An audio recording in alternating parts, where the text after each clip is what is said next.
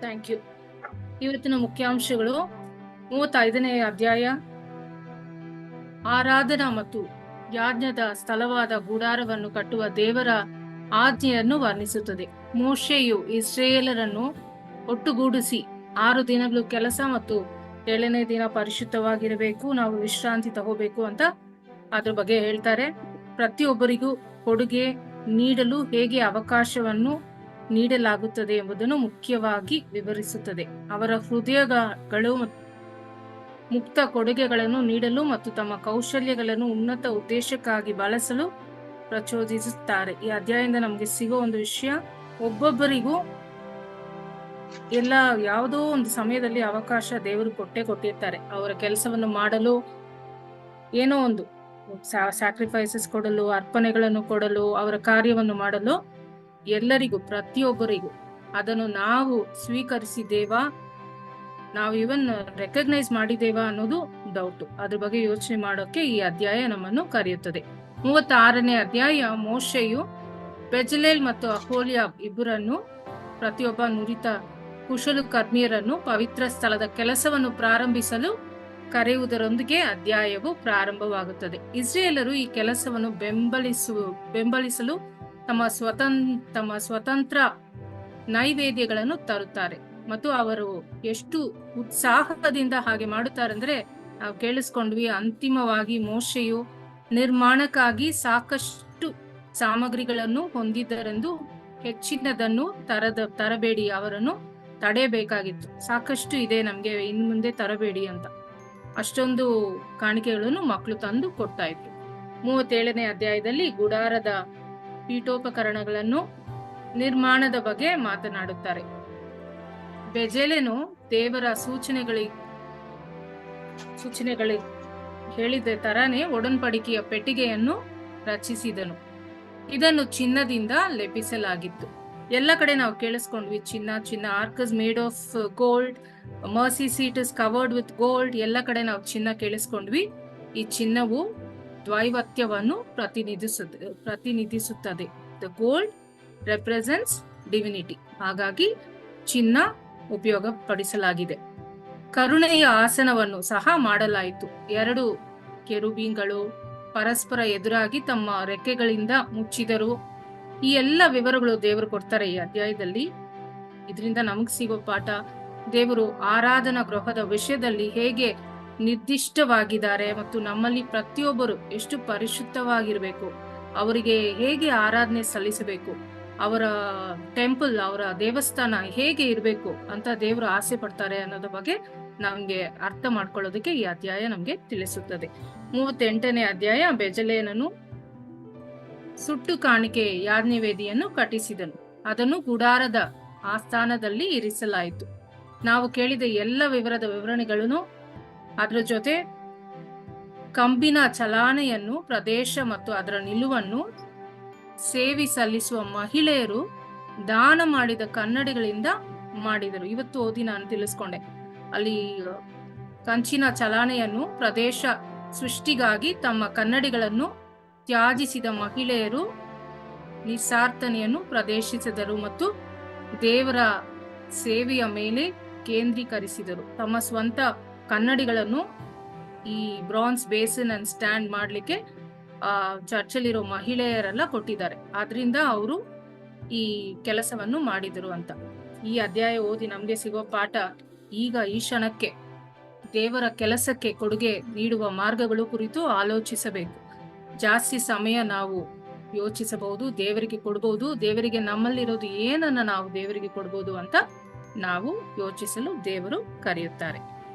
So ಇವತ್ತಿನ ಮುಖ್ಯಾಂಶಗಳು ಆಯ್ತು. 38 ಅಧ್ಯಾಯ ಮುಗೀತು. ಸೊ 2-3 ಪ್ರಶ್ನೆ ಬೈಬಲ್ ಓಪನ್ ಮಾಡ್ಕೊಳ್ಳಿ. ಯಾರಿಗೆ ಗೊತ್ತಿರುತ್ತೋ, ಯಾರಿಗೆ ಸಿಗುತ್ತೋ ಆನ್ಸರ್ ಮಾಡಿ.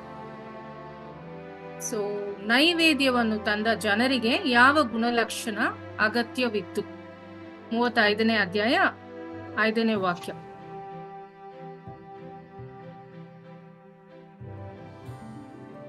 ಜನರು ನೈವೇದ್ಯವನ್ನು ತಂದ್ಕೊಟ್ರಲ್ಲ, ಅವ್ರಿಗೆ ಯಾವ ಗುಣಲಕ್ಷಣ ಇರ್ಬೇಕು ಅಂತ ದೇವ್ರ ಎಕ್ಸ್ಪೆಕ್ಟ್ ಮಾಡಿದ್ರು. ಮಗು ಓದಿದ್ರು ಅನ್ಸುತ್ತೆ. 35ನೇ ಅಧ್ಯಾಯ 5ನೇ ವಾಕ್ಯ.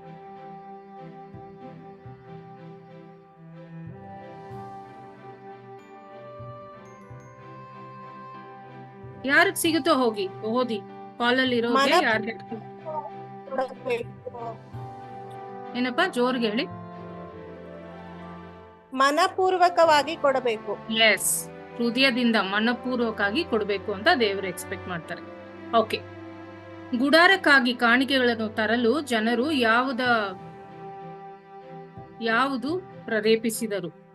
35ನೇ ಅಧ್ಯಾಯ 21ನೇ ಅಧ್ಯಾಯ. ಹೇಗೆ ಅವ್ರಿಗೆ ಮೋಟಿವೇಟ್ ಆಯ್ತು ಇಷ್ಟೊಂದು ಕಾಣಿಕೆಗಳು ತಂದು ಕೊಡಕ್ಕೆ? ಮೋಶೆ ಸಾಕು ಇನ್ನ ತರಬೇಡಿ ಅಂತ ಹೇಳಷ್ಟರಲ್ಲಿ ಹೇಗೆ ತಂದ್ಕೊಟ್ರು? 35ನೇ ಅಧ್ಯಾಯ 21ನೇ ವಾಕ್ಯ. ಅವರು ಉದಾರ ಹೃದಯ. ಏನಪ್ಪ? ಅವರಲ್ಲಿ ಉದಾರ ಹೃದಯಗಳು ಸ್ವಂತ ಇಷ್ಟದಿಂದ. ಕರೆಕ್ಟ್. ಮುಂದೆ ಬಂದ ದೇವದಾಸನಾದ ಗುಡಾರಕ್ಕೆ ಕೆಲಸಕ್ಕೆ ಹೋದರ ಸಮಸ್ತ ಸ್ತ್ರೀಯರು ದೀಕ್ಷಾ ವಸ್ತ್ರಗಳಿಗೆ ಬೇಕಾದವರು ಸರ್ವೇಶ್ವರನಿಗೆ ಕಾಣಿಕೆಯಾಗಿ ತಂದರು.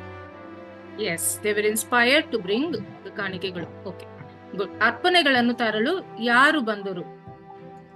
ಅರ್ಪಣೆಗಳನ್ನು ತರಲು ಎಂತ ಜನ ಬಂದ್ರು? 35ನೇ ಅಧ್ಯಾಯ 22ನೇ ವಾಕ್ಯ. ಮೋಶೆ ತಂದ್ರ ಅಥವಾ ಎಲ್ಲಾ ಜನರು ತಂದ್ರ ಅಥವಾ ಹೆಣ್ಣು ಮಹಿಳೆಯರು ಮಾತ್ರ ತಂದ್ರ ಅಥವಾ ಹೆಂಗಸರು ಮತ್ತು ಮಾತ್ರ ತಂದ್ರ? ಏನಪ್ಪ? ಹೆಂಗಸರು ಮತ್ತು ಗಂಡಸರು. ಕರೆಕ್ಟ್, ಪುರುಷರು ಮತ್ತು ಮಹಿಳೆಯರು ಇಬ್ಬರು ತಂದುಕೊಟ್ರು. ಓಕೆ, ಗುಡಾರದ ನೆಕ್ಸ್ಟ್ ಕ್ವೆಶ್ಚನ್. Thank you. ಗುಡಾರದ ಕೆಲಸದ ಮೇಲ್ವಿಚಾರಣೆಗಾಗಿ ಯಾರನ್ನು ಹೆಸರಿಟ್ಟು ದೇವರು ಕರೆದ್ರು? ಅವ್ರು ಮೋಶೆ ಕರೆದ್ರು. 35ನೇ ಅಧ್ಯಾಯ 30ನೇ ವಾಕ್ಯ. ಯಾರನ್ನೋ ಒಬ್ರನ್ನ ಕರೀತಾರೆ. Very good, Bezalel. ಅವ್ರ ಜೊತೆ ಇನ್ನೊಬ್ರು ಯಾರು ದೇವರು ಅಪಾಯಿಂಟ್ ಮಾಡಿದ್ರು? 2 ಜನನ ಅಪಾಯಿಂಟ್ ಮಾಡ್ತಾರೆ. ಯೆಹೋಶುವ.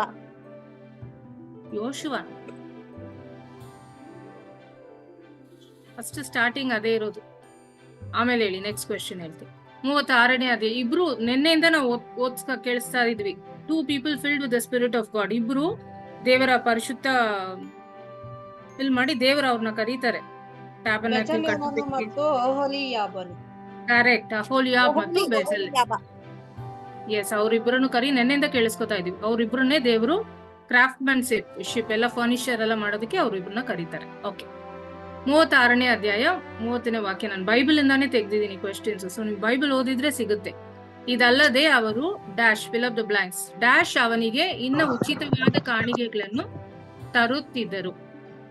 ಒಂದು ಸಮಯದಲ್ಲಿ ಅವರು ಕಾಣಿಕೆಗಳನ್ನು ತರ್ತಾ ಇದ್ರು. 36ನೇ ಅಧ್ಯಾಯ. ಜನರು ಅವರು ಡ್ಯಾಶ್ ಅವನಿಗೆ ಇನ್ನು ಉಚಿತವಾದ ಕಾಣಿಕೆಗಳನ್ನು ತರುತ್ತಿದ್ದರು.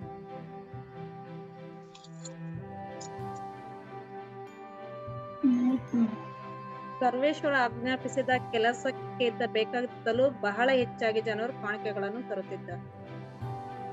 ಯಾವಾಗ ತರಿಸ್ತಾ ಇದ್ರು? 3ನೇ ವಾಕ್ಯ ಏನ್ ಹೇಳುತ್ತೆ? ಆ ವಾಕ್ಯನೇ ಅಲ್ಲಿದೆ. ಇದಲ್ಲದೆ ಅವರು ದೇವ ಮಂದಿರದ ನಿರ್ಮಾಣಕ್ಕಾಗಿ. ಅಲ್ಲ, ಯಾವ ಟೈಮಲ್ಲಿ? ಬೆಳಗ್ಗೆ ತರ್ತಾ ಇದ್ರಾ? ಮಿಡ್ ನೈಟ್ ತರ್ತಾ ಇದ್ರಾ? ಮಧ್ಯಾಹ್ನ ಬಿಸಿಲಲ್ಲಿ ತರ್ತಾ ಇದ್ರಾ? ಪ್ರತಿದಿನ ಬೆಳಗ್ಗೆ. ಎಸ್, ಉದಯದಲ್ಲಿ ಪ್ರತಿದಿನ ಬೆಳಗ್ಗೆ ಅವ್ರು ತರ್ತಾ ಇದ್ರು. ನಾವು ಇದು ಓದೋದು ನಮ್ಗೆ ಪ್ರಾಕ್ಟೀಸ್ ಆಗ್ಲಿ, ದೇವರ ವಾಕ್ಯ ಓದ್ಲಿ, ನಮ್ಗೆ ಗೊತ್ತಾಗ್ಲಿ ಅಂತ ನಾವು ಮಾಡ್ತಾ ಇದೀವಿ ಅಷ್ಟೇ. ಓಕೆ, ಟೈಮ್ ಎಷ್ಟಿದೆ ಗೊತ್ತಿಲ್ಲ. ಕೆರುಬಿನ್ ಬಗ್ಗೆ 1-2 ವಾಕ್ಯ ಹೇಳಿ, ಯಾರಾದ್ರೂ ಹೇಳಿ. 37ನೇ ಅಧ್ಯಾಯ 8, 9 ಫುಲ್ ಡಿಸ್ಕ್ರಿಪ್ಷನ್ ಇದೆ.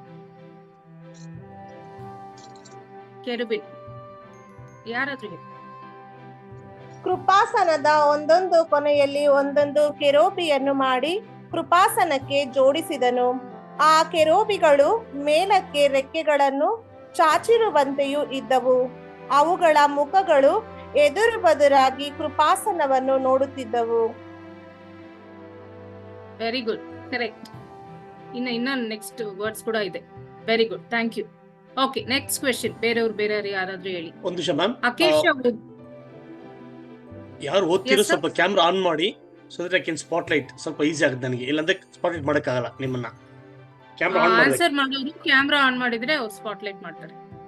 ಓಕೆ, ಟೈಮ್ ಆಯ್ತು. Last question. ಜಾಳೆ ಮರದ ಮುಖ್ಯತ್ವವೇನು? ಎಲ್ಲ ಕಡೆ ನಾವು ಕೇಳಿಸ್ಕೊಂಡ್ವಿ ಜಾಳೆ ಮರ, ಅಕೇಶ ವುಡ್. ಸೊ ಒಂದು ರೋಲ್ ಹೇಳಿ, ಯಾವ್ದಕ್ಕೆ ಅದನ್ನು ಯೂಸ್ ಮಾಡಿದ್ರು? ಜಾಳೆ ಮರ ಬಲಿಪೀಠವನ್ನು ಮಾಡುವುದಕ್ಕೆ. ಕರೆಕ್ಟ್, ಎಲ್ಲದನ್ನು ark itself, the whole ark ಮಾಡೋದಕ್ಕೆ ಜಾಳಿ ಮರವನ್ನ ಯೂಸ್ ಮಾಡಿದ್ರು. Thank you so much. ಎಲ್ಲರಿಗೂ ವಂದನೆಗಳು ಆನ್ಸರ್ ಮಾಡಿದ್ದಕ್ಕೆ. Over to father. ತಂದೆಯಾದ ದೇವರೇ, ಇದನ್ನು ನೀಡಿದ್ದಕ್ಕಾಗಿ ನಮಗೆ ಸ್ತುತಿ ಸ್ತೋತ್ರಗಳನ್ನು ಸಲ್ಲಿಸುತ್ತೇವೆ. ನೀವೇ ನಮ್ಮ ಒಡೆಯರು, ನೀವೇ ನಮ್ಮ ಪಾಲಕರು, ನೀವೇ ನಮ್ಮೆಲ್ಲರನ್ನು ಮುನ್ನಡೆಸುವ ಏಕ ದೇವರಾಗಿದ್ದೀರಿ. ನಿಮ್ಮ ವಾಕ್ಯದ ಮುಖಾಂತರ ನಮ್ಮನ್ನು ಆಶೀರ್ವದಿಸಿದಾಗಿ ನಿಮಗೆ ಕೃತಜ್ಞತೆಯನ್ನು ಸಲ್ಲಿಸುತ್ತೇವೆ.